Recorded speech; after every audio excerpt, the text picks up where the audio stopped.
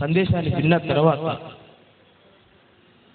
ధార్మికత పైన, ఆధ్యాత్మికత పైన ఆయనకున్న ప్రేమ ఏంటో మనకు అర్థమైంది. అయితే ఏ ధర్మ పరిచయ కమిటీ అయితే ఈ కార్యక్రమాన్ని నిర్వహించిందో దాని యొక్క క్లుప్త పరిచయాన్ని ముందుంచుతాను. సోదర సోదరిమణులారా, ప్రస్తుతం సమాజం మార్గభ్రష్టమైపోయింది, చిన్నాభిన్నమైపోయింది. కాబట్టి ఈ ముక్కలైన మానవ సమాజాన్ని సమైక్యపరచడానికి ధర్మ పరిచయ కమిటీ ఎంతగానో కృషి చేస్తుంది. అలాగే ప్రజలలో దైవ భక్తిని, పరలోక చింతనను పెంచడానికి కూడా ఎంతగానో ధర్మ పరిచయ కమిటీ కృషి చేస్తుంది. అలాగే ప్రజలకు ధార్మిక గ్రంథాల అవగాహన కూడా రావాలి అని చెప్పి ఎన్నో ట్రైనింగ్ క్లాసులు నిర్వహిస్తుంది. అలాగే స్ట్రీట్ మీటింగ్స్ అంటూ, పబ్లిక్ ప్రోగ్రామ్స్ అంటూ ఎన్నో చేస్తుంది. సార్ ఒక్క నిమిషం సార్, సూర్యారావు గారు ఒక్క నిమిషం. కాబట్టి నేను సూర్యారావు గారిని ఒక చిన్న రిక్వెస్ట్ అడుగుతున్నానండి.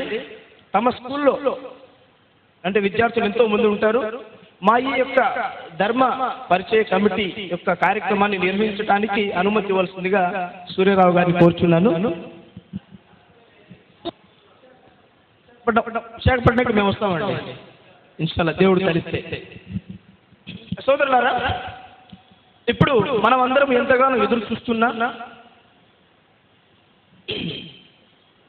ఇక అంశంపై ప్రసంగించడానికి జనాబ్ సయ్యద్ అహ్మద్ గారిని కోరుచున్నాను.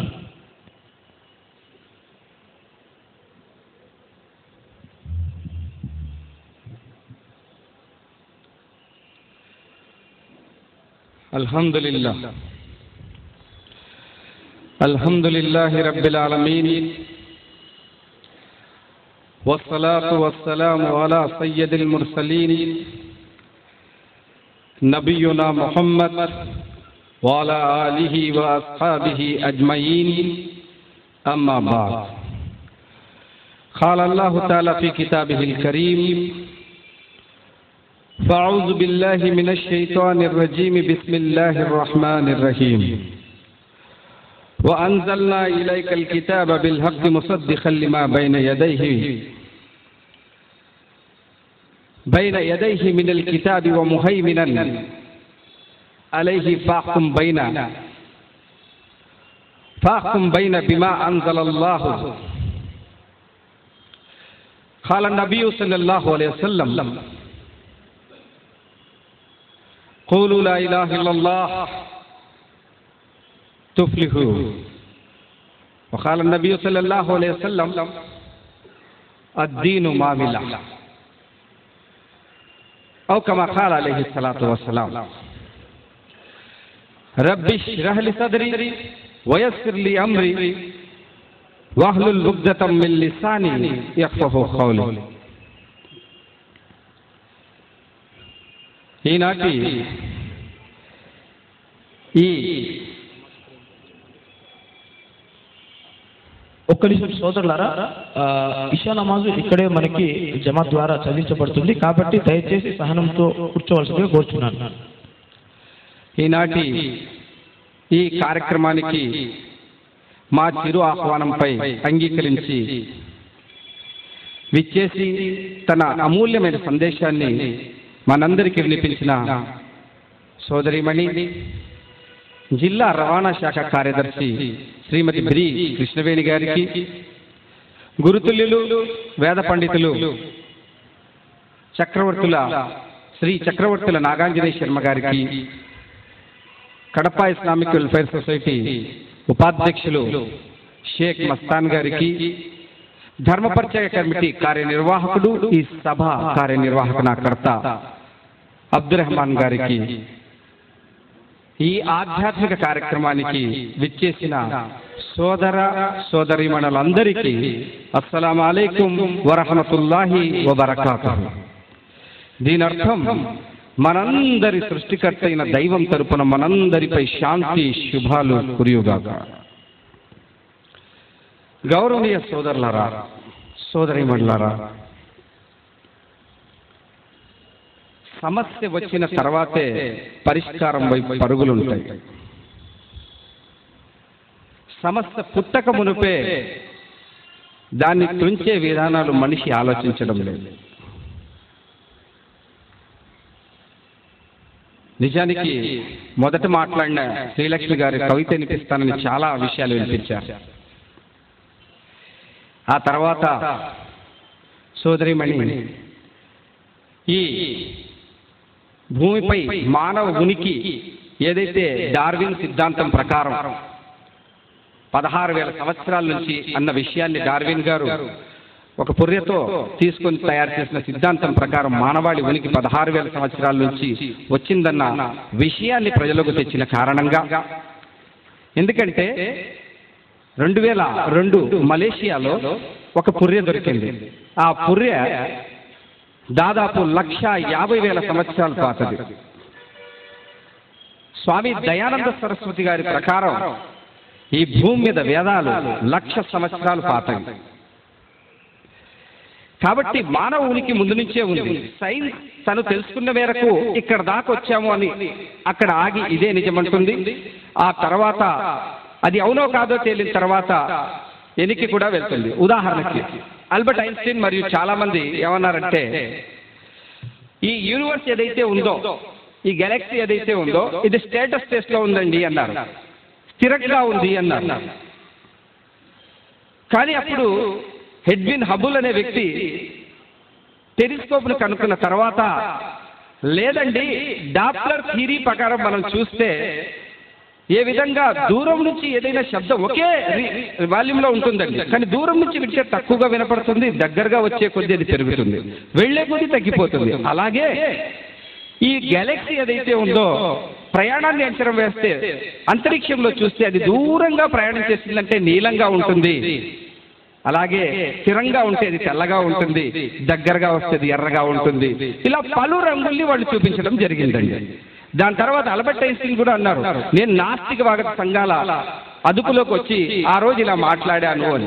కాబట్టి విషయం ఏంటంటే, వేదాల మొదలుకొని అంతిమ వేదం ఖురాను గ్రంథం వరకు చెప్పే విషయం ఏంటంటే, మొత్తం మానవాళ్ళందరూ కూడా ఒకే సృష్టికర్త సృష్టి. అందుకే వేదంలో ఏమంటారంటే, ఏక ఇష్ట ముష్టి, ఒక్కడు సాటి సమానం లేనివాడే దేవుడు. ఆయన ఏం చేశాడు, ఏకర్షీనాం వసునామరజ్యతి, ఆ ఒక్కడే ఈ సర్వాన్ని సృష్టించాడు. సృష్టించి అలాగే వదిలిపెట్టాడా? మీరు కొన్న టీవీలు, మీరు కొనే టేప్ రికార్డులు, మీరు కొనే ఏ వస్తువైనా చివరికి సోదరీమణులు కొనే చిన్న చిన్న సైజు కుక్కర్లైనా ఎలా వాడాలో అది తయారు చేసిన వాడు చెప్తున్నాడు కదా, దాని ప్రకారమే మనం వాడుతున్నాం కదా. ఉదాహరణకి ఒక కుక్కర్ తీసుకెళ్లి పొయ్యి మీద పెట్టామండి, పెట్టిన తర్వాత నిప్పు రాజేసాం. షాప్ వాడు చెప్పాడు, ఎందుకు అతనికి తయారు చేసిన వాడు చెప్పాడు 3 విజిల్లు వస్తే వంట పరిపూర్ణమైనట్టు. ఒక విజిల్ వచ్చిందంటే వంట ఉడుకుతున్నట్టు, 2వ విజిలు అంటే కాస్త ఉడకడం మొదలైంది, 3వ విజిల్కి వంట అయిపోయింది, దించండి.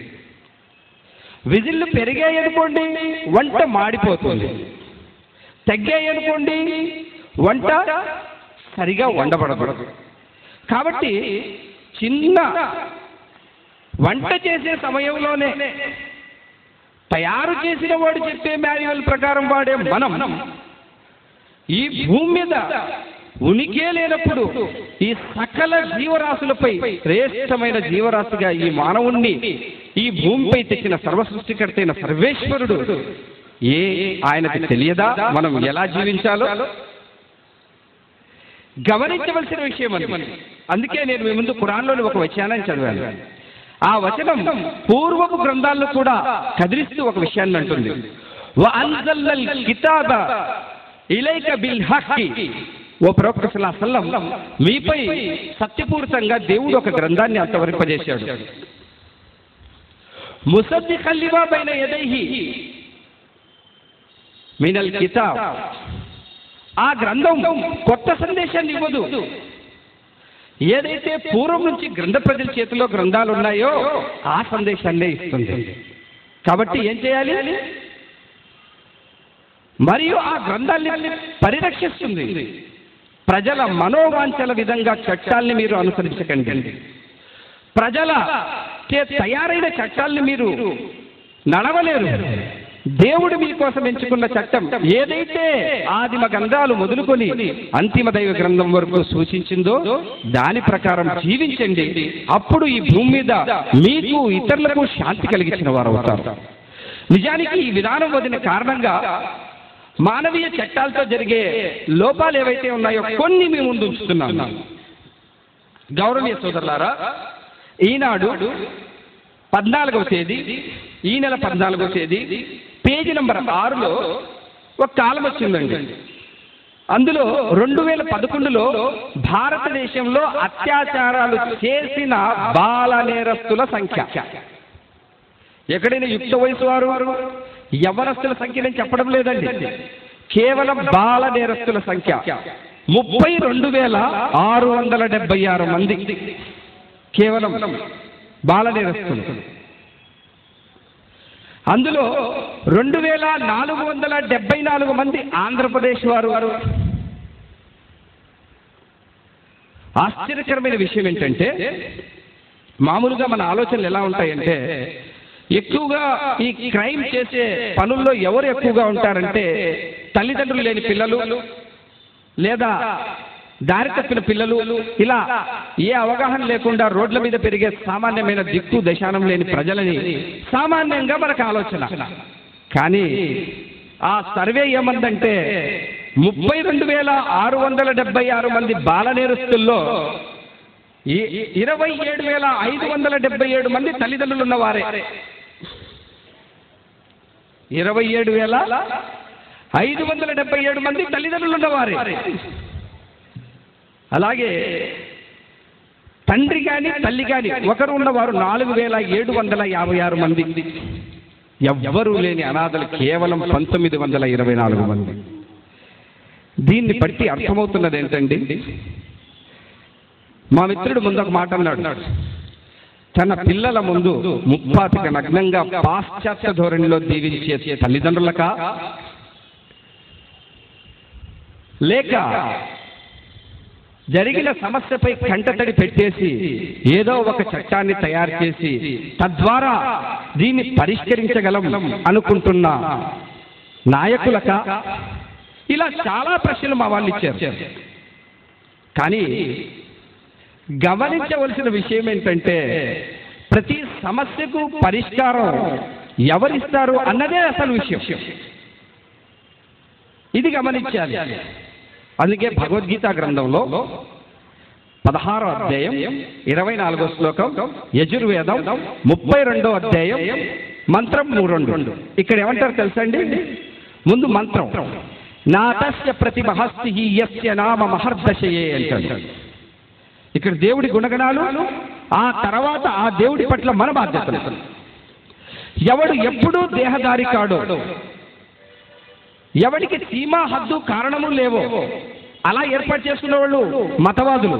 కానీ ధర్మం కాదు. ధర్మం అయితే ప్రపంచానికి అంతటికీ ఒకటే. అందుకేమంటున్నాడు, ఎవరికి సీమా హద్దు కారణము లేవో, ఎవడు తన ఉపాసకులచే ఉపాసించబడి వారి కోర్కెళ్లు తీరుస్తున్నాడు, ఎవడి ఆజ్ఞాపాలనయే నామస్మరణం, కేవలం జపం చేసుకోవడమో, లేవో కేవలం జికర్ చేసుకోవడమో, కేవలం ప్రార్థన ద్వారా సమాజంలో మేము శాంతించి ఇచ్చాము అని అనుకోవడమో కాదు. దేవుడి ఆజ్ఞాపాలన ద్వారా మాత్రమే ఈ భూమి మీద శాంతి నెలకొల్పగలగదు అన్న విషయాన్ని యజుర్వేదం చెప్తుంది. అందుకే అదే విషయాన్ని వేదోపనిషత్తు సారాంశమైన భగవద్గీత కూడా ఏమంటుందంటే, తస్మాత్ శాస్త్రం ప్రమాణంతే కార్యకార్య వ్యవస్థితం జ్ఞాతాశాస్త్ర విధానోక్తం కర్మ కర్తువిహర్హసి. నీవి జగత్తు యందు చెయ్యదగినదియు చెయ్యరానిదియు ఎంచినప్పుడు నీకు శాస్త్రం ప్రమాణమై ఉంది. నీ ఇచ్ఛానుసార జీవితం ఈ భూమి మీద గడపడానికి లేదు. గడిపితే యశాస్త్ర విధి మృత్యుజ్జే వర్తతే కామకారతః న సిద్ధి మమాప్నోతి న సుఖం న పరాంగతం. ఎవడైతే శాస్త్రోత్తమకు విధిని విడిచిపెట్టి తను ఇచ్ఛానుసారం జీవిస్తాడో అట్టివాడు ఈ భూమిపై శాంతిని గాని పరంలో మోక్షంను గాని పొందనేరడు. నేటి అశాంతికి కారణం కూడా ఇదే. ఇచ్ఛానుసార చట్టాలు, ఇచ్ఛానుసార జీవితాలు. ఫేస్బుక్ లో 2 స్లోగన్లు గమనించానండి నేను. ఒక అమ్మాయి అంటుంది, my skirt is short but my voice is not short. నా స్కర్ట్ చిన్నగానే ఉంది కానీ నా గొంతు చిన్నగా లేదండి. అమ్మా, నీ స్కర్ట్ చిన్నది వేసుకోవడం ద్వారా నిజానికి నీ గౌరవమేనా? ఇది పాశ్చాత్య సంస్కృతి. ఈ సంస్కృతి మనకి ఎలా వచ్చింది? వారు వారి వద్ద ఉన్న బైబిల్ గ్రంథాన్ని అర్థం చేసుకునే స్థితికి వెళ్ళారు. ద్వితోపదేశకాండంలో ఉందండి, దేవుడు ఆజ్ఞాపించిన కట్టడములను మీరు అనుసరించడో లేదో అని పరీక్షించుటకే దేవుడి భూమి మీద మిమ్మల్ని పుట్టించాడు, మీ ఇచ్ఛానుసార జీవితం జీవించడానికి కాదు. కానీ ప్రజలు ఈరోజు అటువైపు అసలు ఆలోచించడమే లేదు. ఇచ్ఛానుసార జీవితాన్ని జీవిస్తూ శాంతి వస్తుంది అనుకుంటున్నారు. Skirt is short, my voice is rise up అంటుంది. ఎలాగండి? నిజానికి స్త్రీ పురుషుల మధ్య ధర్మం వారి వైవాహిక సంబంధానికి సంబంధించి సమానమైన హక్కులేస్తుంది. కానీ దేవుడి సృష్టిలో శారీరక అవయవ సౌష్ఠవ విధానమే కాస్త తేడా పెట్టి సృష్టించాడు కదండి. మరి వారి డ్రెస్ కోడ్ కూడా ఆయన నిర్ణయిస్తాడు. అందుకే ఖురాన్ ఏమంది?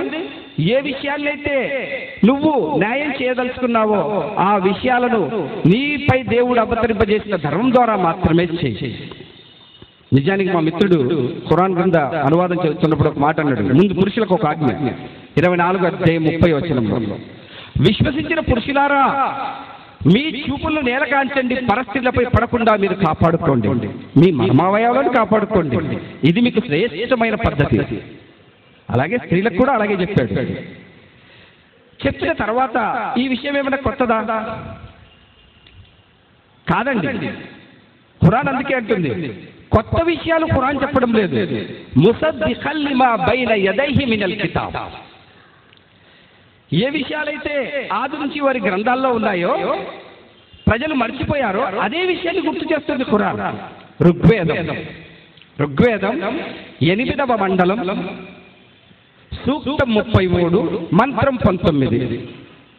స్త్రీ ఎలాంటి బట్టలు ధరించాలన్న అంశంలో వేదం చెప్తుంది. స్త్రీ, నీవు నీ చూపుల్ని నేల కాంచవచ్చు, నీ ఆపాద మస్తకం నిండు బట్టతో ధరించు, పరపురుషుడిని రెచ్చగొట్టే విధంగా నీ సరళి ఉండరాదు. ఇది వేదం చెప్తున్నది. గమనించాల్సిన విషయం. మరి గ్రంథాలను ఎవడైతే వీపు వెనక పడేశామో అప్పుడు మన మనవాంఛలు మన ఇచ్ఛానుసారాలు ఎప్పుడైతే తెచ్చుకున్నామో విషయం అలాగే తేలుతుంది. మరి పురుషుని కూడా వేదం వదలలేదు, పురుషుని కూడా అదే అంటుంది. వేదం ఋగ్వేదం 10వ మండలం 85వ సూక్తం, మంత్రం 30. ఇక్కడ పురుషుడు స్త్రీ ఇద్దరు ఎలా ఉండాలి? స్త్రీలు నిండుగా బట్టలు ధరించి పురుషులెవ్వరూ వారిని గుర్తించేటట్టుగా వారు ఉండకూడదు. అలాగే పురుషులు బట్టలు స్త్రీలా ధరించి బయట ఎక్కడా తిరగరాదు. ఈరోజు వ్యవహారం అందుకు భిన్నంగా ఉంది. ఎంటుకల వ్యవహారం కానివ్వండి, ఏదన్నా కానివ్వండి, దైవ ధర్మానికి భిన్నంగా ఉంది. భిన్నంగా వెళ్తే వచ్చేది కష్టాలే. గమనించవలసిన విషయాలు ఉన్నాయి మిత్రులారా. ఈ మధ్య కాలంలో మత నాయకులమని చెప్పుకుంటూ కొద్దిమంది కొన్ని సందేశాలు ఇచ్చారు. నిజానికి ఇస్తున్న సందేశం దైవ గ్రంథ అవగాహనతో ఇస్తున్నారా లేదా స్వకల్పిత ఆలోచనలతో స్త్రీలను అవమానపరిచే విధంగా మాట్లాడుతున్నారా అన్నది కూడా చూడాలి. మన దేశం భూమిని సైతం మాత అని పిలిచే దేశం. మరి ఇక్కడ స్త్రీల పట్ల అవమానకరమైన విషయాలు ఏవి కూడా సనాతన గ్రంథాల్లో లేవు నాకు తెలిసినంత వరకు. మాట్లాడే వ్యక్తికి అవగాహన లేని కారణంగా ఏదన్నా చెప్పిండొచ్చు. ఒక వ్యక్తి ఏమన్నాడంటే, సీతమ్మ గీత దాటడం వల్లే ఇంత జరిగింది, మీరు గీత దాటకండి, ఇంట్లో కూర్చోండి అన్నారు. అంతకుముందు అదే ఆర్గనైజేషన్ సంబంధించిన మరో వ్యక్తి, లక్ష్మణుడు అంటే నాకు ఇష్టం లేదు, ఎందుకంటే నా వదిన్నే నేను చూడలేదన్నాడు. మీకు అసలు గ్రంథం చదవడం తెలిస్తే కదా, గ్రంథ అవగాహన ఉంటే కదా. ఏముంది అక్కడ? ఎప్పుడైతే అశోకవనం నుండి ఆంజనేయ స్వామి తన చేతిలో ఆనవాళ్లను తెచ్చి, అయ్యా ఇందులో మీ వదిన నగలేవో కాస్త చెప్పు అన్న వెంటనే ఏమన్నాడైనా, అయ్యా నా తల్లి పాదాలు తప్ప పైది ఎలాగుందో నేను ఎప్పుడూ చూడలేదు. అది తప్పండి? అవగాహన లేనివాడు చెప్పే మాటలే కానీ అవగాహన ఉన్నవాడు చెప్పే మాటలు కాదు. చాలా ఉన్నతమైన విషయాలు చెప్పాడు ఆయన. సీతమ్మ వారు గీత దాటారా? సీతమ్మ వారు పరదాను పాటించలేదా? ఆమె నిండుగా లేదా? తెలియని విషయాలు ఎందుకు మాట్లాడతారు? భవభూతి గారు రాసిన మహావీర చరిత్ర అన్న పుస్తకంలో శ్రీరామచంద్రుడు పరశురాముడు రాగానే సీతమ్మ వారిని కాస్త వెనక్కి వెళ్ళండి, పరపురుషుడు వస్తున్నాడు అన్నారు. ఎందుకు?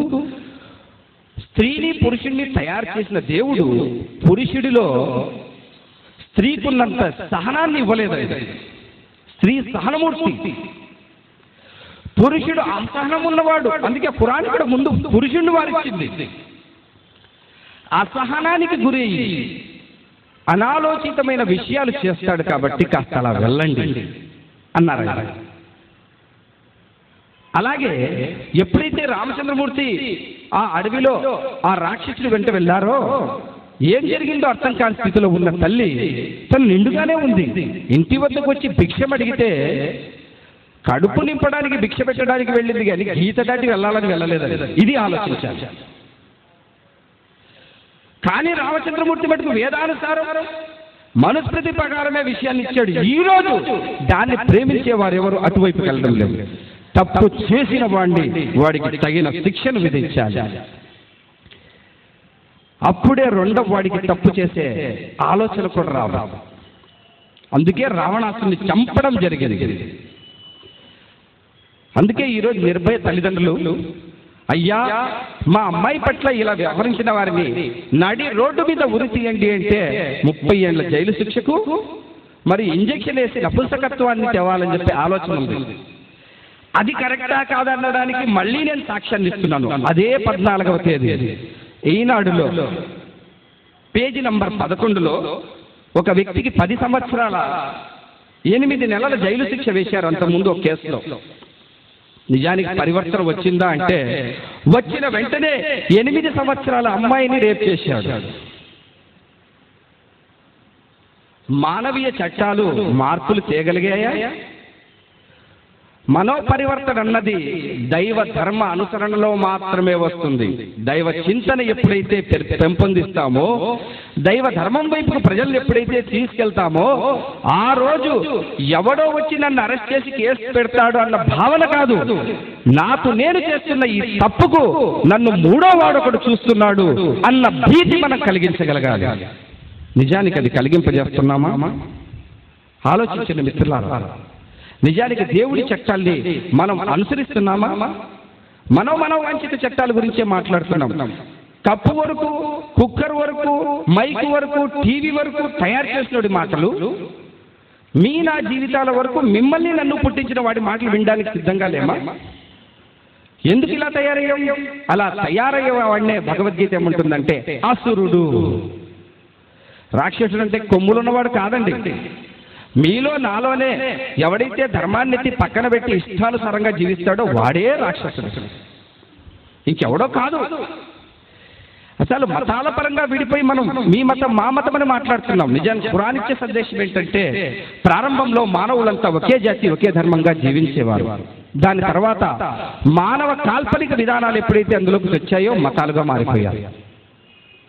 మరి తిరిగి వారిని దేవుడు ధర్మంలో పెట్టడానికి ప్రతి కాలానికి ఒక మార్గదర్శకుడైన యుగ పురుషుడు ఆయనకు ధర్మశాస్త్రాన్ని ఇచ్చాడు. ఆ ధర్మశాస్త్రం కొత్త విషయాలు మాట్లాడదు. ఏదైతే పూర్వం నుంచి ఉన్నాయో అదే మాట్లాడుతుంది. దాన్నే స్థిరం చేయమని కూడా చెప్తుంది. గౌరవనీయ సోదరులారా, నిజానికి ఈరోజు శిక్షా స్మృతిని ఎలా తయారు చెయ్యాలి అన్న అంశంపై మనం ఆలోచిస్తే మనుస్మృతిలో 8వ అధ్యాయంలో తాత్పర్య పుట సంఖ్య 372లో శిక్షనిచ్చారండి. వ్యభిచరించిన వ్యక్తికి ఎటువంటి శిక్షణ తెలుసా? ఏ పురుషుడు వ్యభిచరిస్తాడో అతన్ని ఇనుప చువ్వల మంచంపై పరుండబెట్టి ప్రజలందరూ చూస్తుండగా కాల్చి చంపవలెను. ఇలా చేస్తే రెండో వాడికి ధైర్యం వస్తుందా? ఆలోచించండి. బైబిల్లో అంటారు, సంఖ్యాకాండంలో ఉంది, హితోపదేశ కాండంలో ఉంది, వ్యభిచరించిన వాడిని రాళ్లతో కొట్టి చెప్పండి. ఇంకా అత్యాచారం చేసిన వాడిని ఏం చేయాలి? ఆలోచించండి మిత్రులారా. అందుకే దేవుడు తన ధర్మాన్ని ప్రజలు మర్చిపోయినప్పుడంతా ఆ గ్రంథాన్ని ధృవపరచడానికి మరో గ్రంథాన్ని పంపుతూనే వస్తాడు. మీ గ్రంథం మా గ్రంథం అని మాట్లాడుతున్నామే కానీ అవన్నీ మన గ్రంథాలే. అన్ని దేవుడి వైపు నుంచి ధర్మాన్ని వినిపించిన గ్రంథాలే. ఎప్పుడు ప్రజలు మర్చిపోయారు దాన్ని ధృవీకరిస్తూ మరో గ్రంథం. అలా వచ్చిన గ్రంథాల్లోనే చివరి గ్రంథం ఖురాన్. అందుకే ఆ గ్రంథం ఏమంటుందంటే, యా అయ్యుహన్ నబియ్యు ఖుల్ లి అజ్వాజిక వ బనాతిక వ నిసాఇల్ ముమినీన్ యుద్నీన అలైహిం జలాబిహున్న. ఓ ప్రవక్త, మీ భార్యలకి, మీ పిల్లలకి, అలాగే విశ్వాసుల సతీమణులకు వారిపై పరదాను వేసుకుని, అంటే మేలి ముసుగును వేసుకొని ఉండమని చెప్పు. ఎందుకు? వారిని గుర్తించి వేధిస్తారనే భయం ఉండదు. అందుకే హక్కులు హరించి చేయడమో మరటో కాదు. ఏ స్వాతంత్రం పేరుతో బట్టలూడదీసి తిప్పే సమాజాన్ని పాశ్చాత్యులు మనకు ఎదురుస్తున్నారో దాన్ని గమనించండి మిత్రులారా. వేదికపై కూతురి కంటే చిన్న వయస్సు కలిగిన అమ్మాయిల్ని 90% నగ్నంగా వ్యాంప్ పై నడిపిస్తూ 70కి పైగా పల్లుడిన ముసలవాళ్లు జొల్లు కారుచుకుంటూ కూర్చొని సైజులు రాసి మార్కులేసే మిస్ వరల్డ్, మిస్ యూనివర్స్ అన్నది స్త్రీ స్వాతంత్రం ఇవ్వడానికి అనుకుంటున్నారా? కాదండి. స్త్రీని నువ్వు ఇంతే, నీ బ్రతుకు ఇంతే అని తేల్చడానికి జాత్యాంకహరంతో పురుషుడు చేస్తున్న విధానం గమనించండి సోదరులారా. ఇక్కడ స్వాతంత్రం పేరుతో స్త్రీలను ముందుకు పంపడం లేదు. మరొక విషయం మన దేశంలో జరిగి చెప్తున్నాను. పంజాబ్ దాదాపు 2005లో కాశ్మీర్ డిఐజీగా ఉన్న కేపీఎస్ గిల్ గారు హాకీ సమాఖ్య అధ్యక్షులుగా అయ్యారు. అయిన తర్వాత ఆయన ఒక పార్టీ ఇచ్చారు. ఆ పార్టీలో ఐఏఎస్ ఆఫీసర్స్ అందరినీ, తన రేంజ్ వాళ్ళందరినీ ఆహ్వానించారు. అందులో ఒక లేడీ ఆఫీసర్ వస్తే మద్యం మత్తులో ఉన్న ఒక ఐపీఎస్ ఆమ్నీలా అన్నాడు. అంటూనే చాలా బాధ అయింది. వెళ్ళి గిల్ గారితో అంది, ఏంటండి హయ్యర్ సొసైటీ పీపుల్ ఎలా ఉండాలి, మనం ఏంటైనా అలా బిహేవ్ చేస్తున్నాడంటే ఆయన ఏమన్నాడు, నువ్వు ఎప్పుడు హయ్యర్ సొసైటీ పార్టీలోకి వచ్చినట్లేదే. అంటే హయ్యర్ సొసైటీస్ అంటే స్త్రీలను అవమానపరిచే సొసైటీసా? ఇవేనా కల్చరల్ సొసైటీస్? కాదు మిత్రులారా. కల్చరల్ సొసైటీ అంటే దేవుడి ధర్మానుసారం ఉండవలసిన సొసైటీ, దేవుడి ధర్మానికి కట్టుబడి జీవించే సొసైటీ. ఇందాక పెద్దలు రాజమహేంద్రి గురించి చెప్పారు.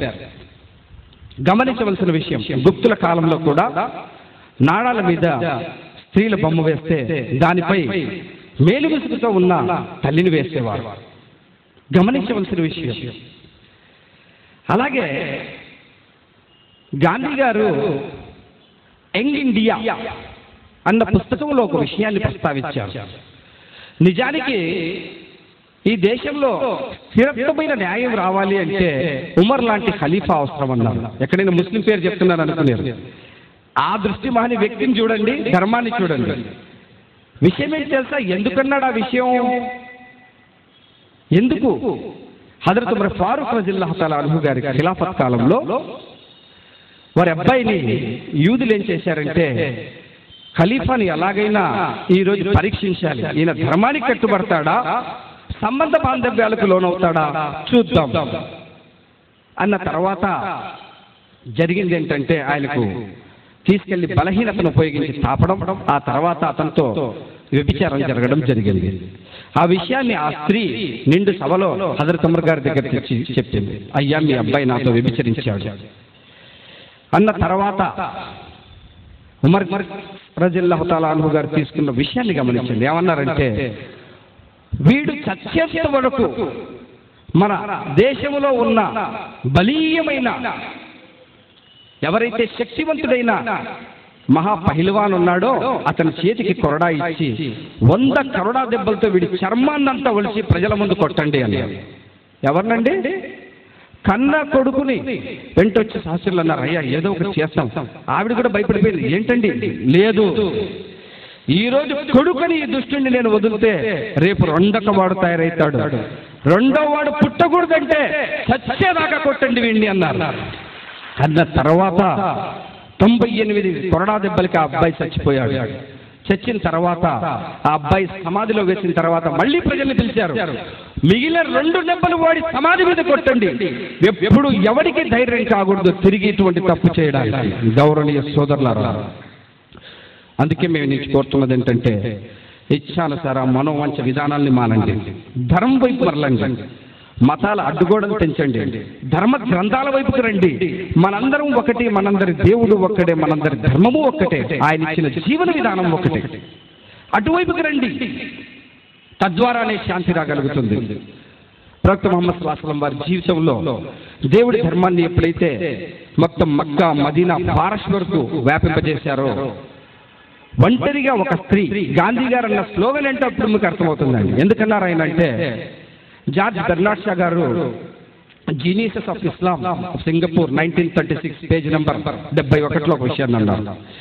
నిజానికి ఈ భూమి మీద అత్యాచార విధానాలు మానాలి అంటే దేవుడి ధర్మాన్ని తిరిగి వేదకాలం మొదలుకొని అంతిమ దైవ ప్రవక్త వరకు ఏ ధర్మాన్ని అయితే దేవుడు ఇస్తా వచ్చాడో దాన్ని ఖచ్చితంగా అమలుపరిచి చూపించిన ప్రవక్త ముహమ్మద్ సల్లల్లాహు అలైహి వసల్లం వారి విధానంలోకి అందరూ రావాలి.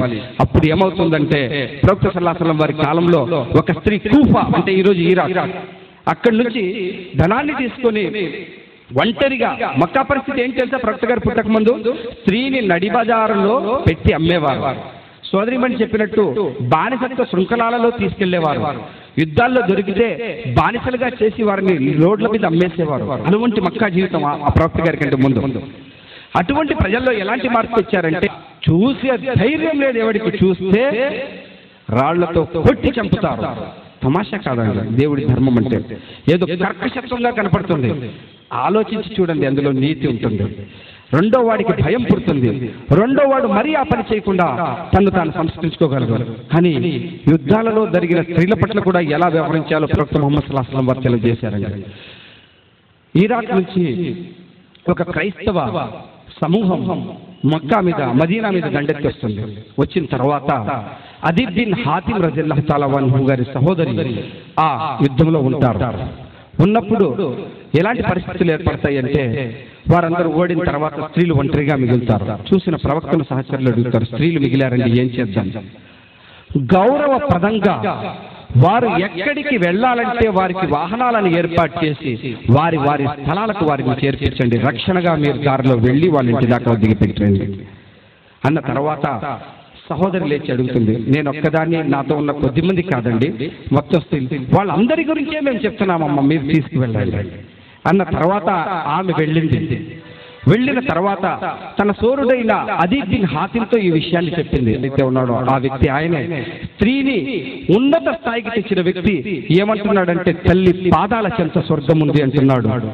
తల్లి పాదాల చెంత స్వర్గం ఉంది, దేవుడి తర్వాతి స్థానాలు 3 స్త్రీవి, మీ తల్లి అని ప్రకటించిన వ్యక్తి. కాబట్టి ఒకసారి వెళ్ళి మీరు చూడండి ఆయన వైపుకి అన్న తర్వాత ఆయన వచ్చారు. నేటి ముస్లిం సమాజం తోటి పండితులతో, ఇతర మత వ్యవస్థలతో ఎలా వ్యవహరించాలో ప్రవక్త ముహమ్మద్ సల్లల్లాహు అలైహి వసల్లం వారు నేర్పించి చూపించారండి. మర్చిపోతున్నారు ముస్లింలు, దానికి ఎవరేం చేయలేదు, తెలుసుకోవాలి. అదీబ్ బిన్ హాతిం రజియల్లాహు తఆలా అన్హు గారు వచ్చారు. వచ్చిన వెంటనే ప్రవక్త సల్లల్లాహు అలైహి వసల్లం వారు తాను కూర్చున్న స్థానం నుండి లేచి వెళ్ళి ఆయన్ని తెచ్చి తను కంపుకున్న కంబళిని పరిచి ఇక్కడ కూర్చోండి అన్నారు. పరమతలస్థుల పండితుల పట్ల ఎలా వ్యవహరించాలో నేర్పించిన వ్యక్తి అంతిమ మార్గదర్శకుడు ముహమ్మద్ సల్లల్లాహు అలైహి వసల్లం. అందుకే ఆయనపై అవతరింపజేయబడిన గ్రంథం కూడా అదే అంటుంది, ఇది కొత్త విషయాలు చెప్పదు బాబు, మీ వద్ద ముందు నుంచి మీరు మర్చిపోయిన విషయాల్ని గుర్తు చేస్తండి, అటువైపుకి రండి. కాబట్టి స్త్రీని సీత గీత దాటితే జరిగిపోయిందని కాదు, సీత గీత దాటకున్నా లోపలికి వెళ్ళి వేరే దారిలో తీసుకెళ్తే ఏం చేయాలో అది కూడా ధర్మం చెప్పింది. అందుకే అడ్డంగా వాడిని చంపడం జరిగింది రావణాసురుడు.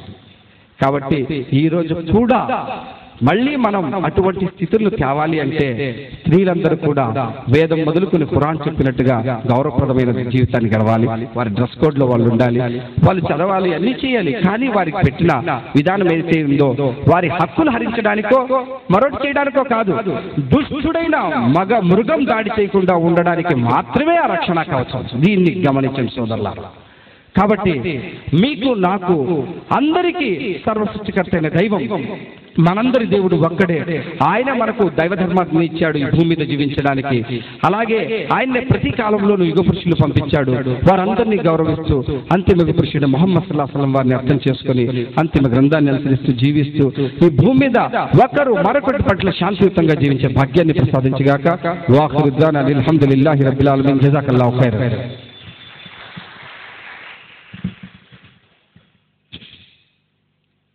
సోదర సోదరిమల్లారా, ఈనాటి సభ ప్రధాన వక్త సయ్యద్ అహ్మద్ గారి యొక్క ప్రసంగం విన్న తర్వాత నాకు ఒక ఆలోచన వచ్చింది. ఈ యొక్క అత్యాచారాలను అరికట్టడానికి చాలా మార్గాలు ఉన్నాయి. అయితే అందులో ఒక మార్గం ఏంటంటే, ఇటువంటి సభను, ఇటువంటి సందేశాన్ని ప్రతి ఇంటిలో, ప్రతి వీధిలో, ప్రతి చోట మనం వినిపించగలిగితే ఇన్షాల్లా మన సమాజంలో తప్పకుండా మార్పు వస్తుందని చెప్పి నేను కోరుకుంటున్నాను. అయితే సోదరులారా, ఒక చిన్న విషయం, ఒక 5 నిమిషాల్లో ఈ యొక్క సభ ముగుస్తుంది. ప్రతి మనిషికి సమస్యలు ఉన్నాయి. సమస్యల్లో ఇదొక సమస్య. సమాజంలో వ్యక్తిగతంగా సమస్యలు, కుటుంబ సమస్యలు, సమాజ సమస్యలు, బంధువుల సమస్యలు, స్నేహితుల సమస్యలు, ఇలా ఎన్నో సమస్యలు ఉన్నాయి. నువ్వు నీ సమస్యలకు పరిష్కారం కోరుకుంటున్నావా? నీ యొక్క బంధువుల సమస్యలకు పరిష్కారం కోరుకుంటున్నావా? లేదా నీ కుటుంబ సమస్యలకు పరిష్కారం కోరుకుంటున్నావా?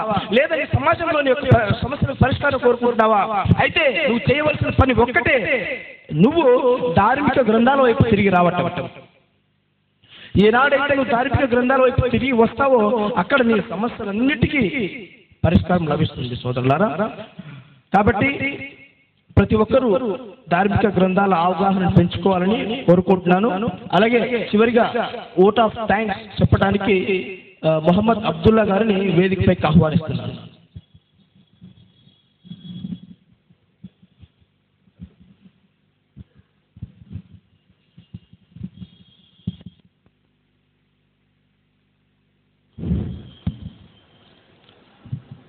అస్సలాము అలైకుం వరహమతుల్లాహి వబరకాతుహు. దీని అర్థం, మనందరి సృష్టికర్త అయిన అల్లా తరపున మనందరిపై శాంతి శుభాలు కురియుగాక. ఈనాటి ఈ కార్యక్రమం చేయటానికి మానసిక స్థైర్యాన్ని ఇచ్చిన అల్లా సుబ్హానహు వ తఆలాకు కృతజ్ఞతలు